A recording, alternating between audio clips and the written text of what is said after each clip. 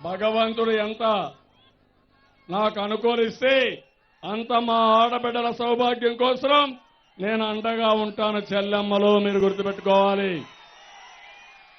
మా ఆడబిడ్డలు అడుగుతున్నా, స్మార్ట్ ఫోన్ కూడా మీకు ఇస్తా తొందరలోనే.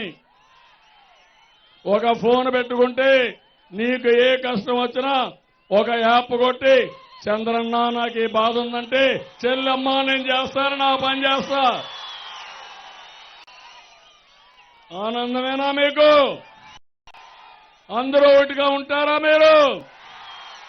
తమ్ముళ్ళు, రైతులు ఎన్ని కష్టాలు గతంలో తమ్ముళ్ళు రైతు సోదరులు ఉన్నారు. ఒకప్పుడు కరెంట్ వచ్చేదా మీకు? నీళ్లు వచ్చేటివా మీకు?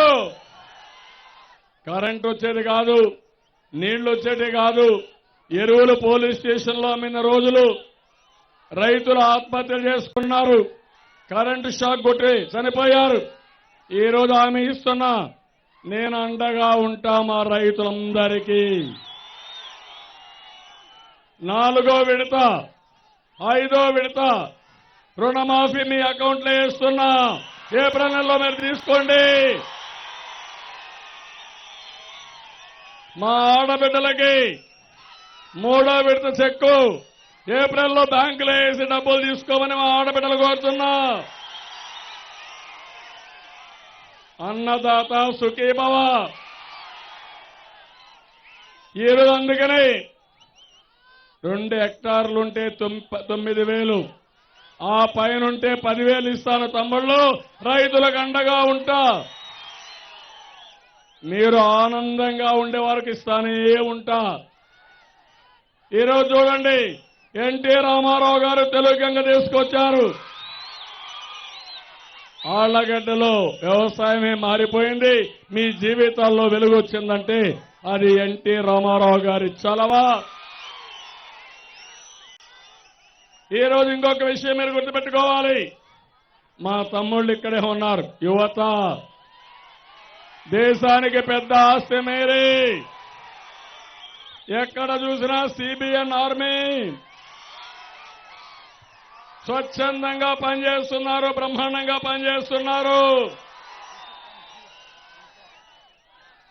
నేను సిబిఎన్ ఆర్మీకి ఒకటే కోరుతున్నా, తమ్ముళ్ళు మీకు ఉద్యోగాలు ఇప్పించే బాధ్యత నాది. ఈరోజు మీరు చూడండి, 15 లక్షల కోట్ల పెట్టుబడులు వచ్చాయి, 5 లక్షల కోట్ల పనులు జరుగుతున్నాయి, 10 లక్షల మందికి ఉద్యోగాలు వస్తాయి. ప్రభుత్వంలో కూడా ఉండే ఉద్యోగాలన్నీ భర్తీ చేస్తా. నేను ఒకటే యువతను కోరుతున్నా, ఒకప్పుడు జాబు కావాలంటే బాబు రావాలి. ఇప్పుడు మళ్ళీ మీకు అప్పీల్ చేస్తున్నా, జాబు రావాలంటే మళ్ళీ బాబే రావాలి. అవునా కాదా తమ్ముళ్ళు? జగన్మోహన్ రెడ్డి వస్తే మీకు ఉద్యోగాలు వస్తాయా తమ్ముళ్ళు? పారిశ్రామికవేత్తల్ని జైల్లోకి తీసుకుపోయిన వ్యక్తి. మనవలు చూస్తే పారిశ్రామికవేత్తలు వస్తారు, జగన్ను చూస్తే పారిపోతారు. తమ్ముళ్ళు, ఇది గుర్తుపెట్టుకోవాలి. ఇంకో పక్కన చంద్రన్న బీమా తీసుకొచ్చా, పెళ్లి కానుక తీసుకొచ్చా. ఈరోజు మీకు హామీ ఇస్తున్నా, భవిష్యత్తులో పెళ్లి కానుక 1,00,000 రూపాయలు అందరికీ ఇస్తానని ఆళ్లగడ్డలో హామీ ఇస్తున్నా.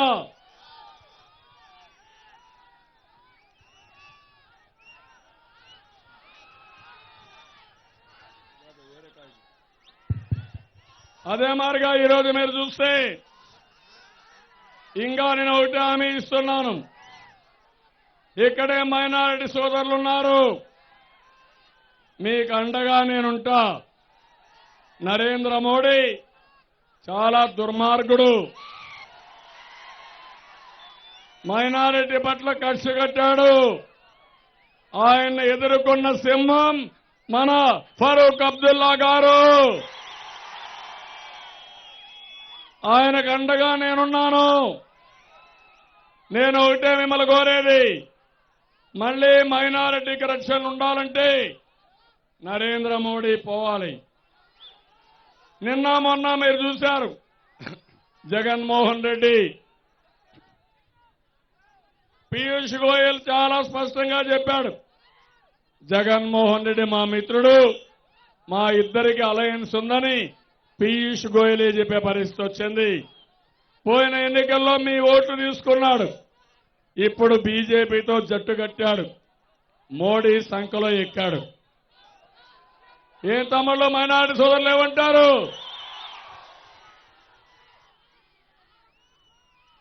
మోసం చేశాడా లేదా అని మిమ్మల్ని అడుగుతున్నా.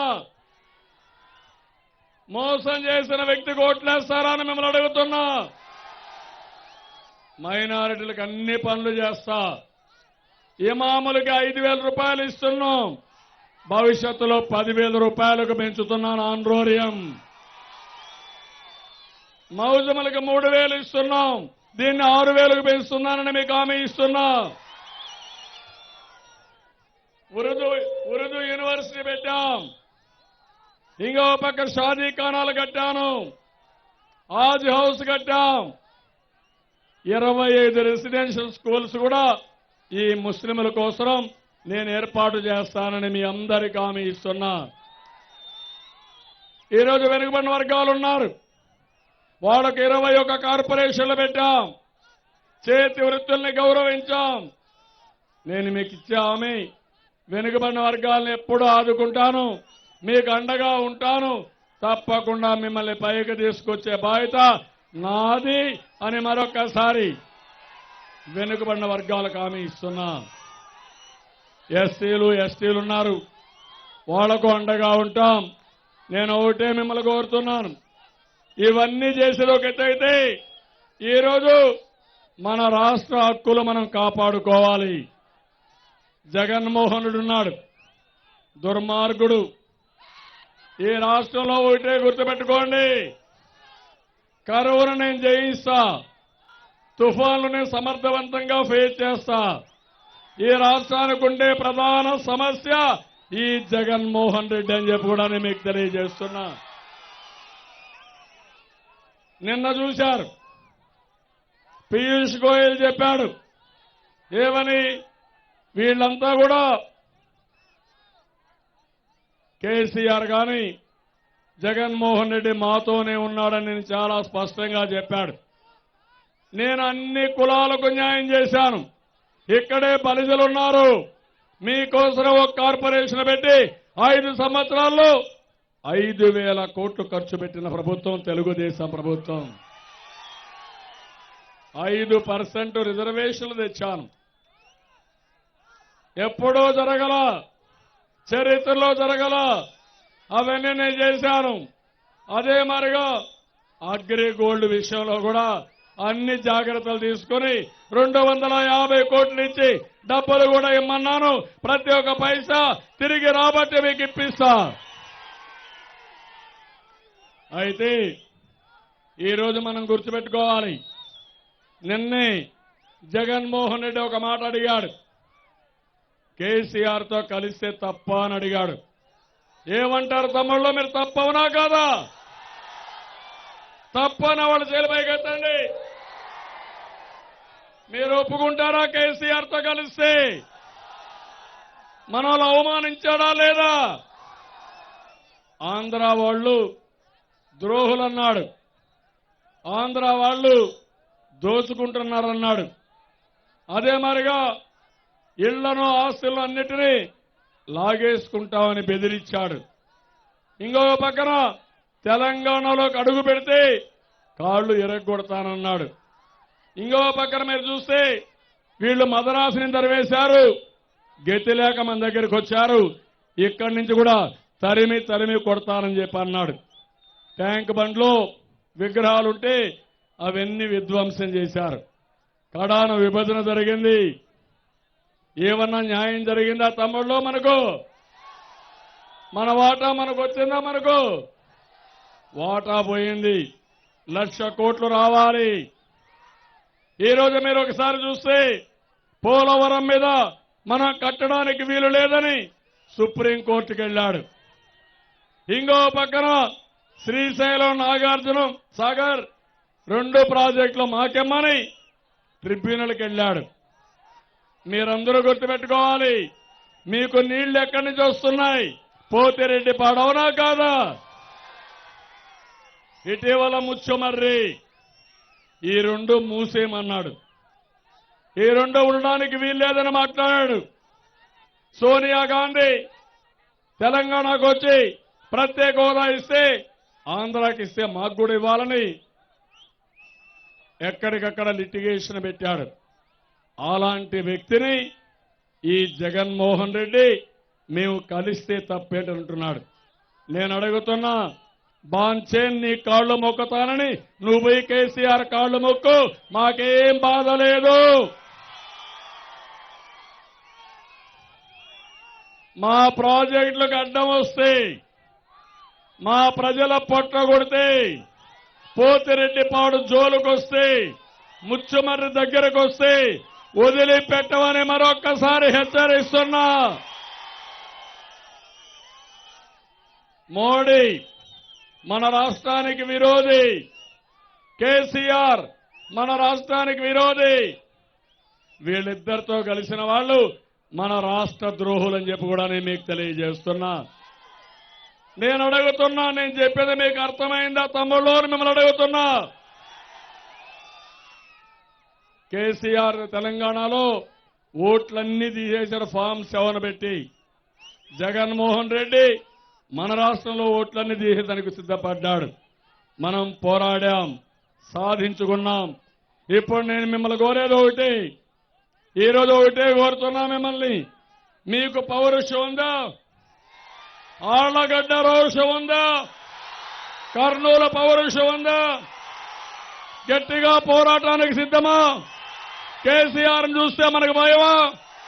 నరేంద్ర మోడీని చూస్తే పెరిగితనమా? జగన్మోహన్ రెడ్డిని చూస్తే మనకేంటి తమ్ముళ్ళు? నేను అడుగుతున్నా మిమ్మల్ని అందరినీ. నేను కులం చూసి పనులు చేశానా? మతం చూసి పనులు చేశానా? పేదవాళ్లకు పనులు చేశానా లేదా? నదుల అనుసంధానం చేశాను. కృష్ణా గోదావరి కలిపా. పట్టిసీమ ద్వారా కృష్ణా డెల్టాకు నీళ్లు ఇచ్చా. అక్కడ వాడే నీళ్లు శ్రీశైలంలో పెట్టా. ఆ నీళ్లు తెలుగు గంగా, గాలేరు నగరి, కేసీ కెనాలు వీటన్ని ద్వారా నీళ్లు ఇచ్చా. ఈ రోజు ముచ్చమర్రిలో అన్ని కాలువలకు నీళ్లు ఇచ్చే విధంగా ఇంట్రాపరబిలిటీ తీసుకొచ్చా. నేను ఒకటే చెప్తున్నా, నేను మీకు అండగా ఉంటా. రాష్ట్ర దోషులకి, ద్రోహులకి ఓటేస్తారా తమ్ముళ్ళు అని మిమ్మల్ని అడుగుతున్నా. శివానందరెడ్డి గారు ఉన్నారు, చదువుకున్న వ్యక్తి. ఇలాంటి వాళ్ళకి అధికారం ఇస్తే దొంగల్ని చితగొడతాడు, చిత్తుగా ఓడిస్తాడని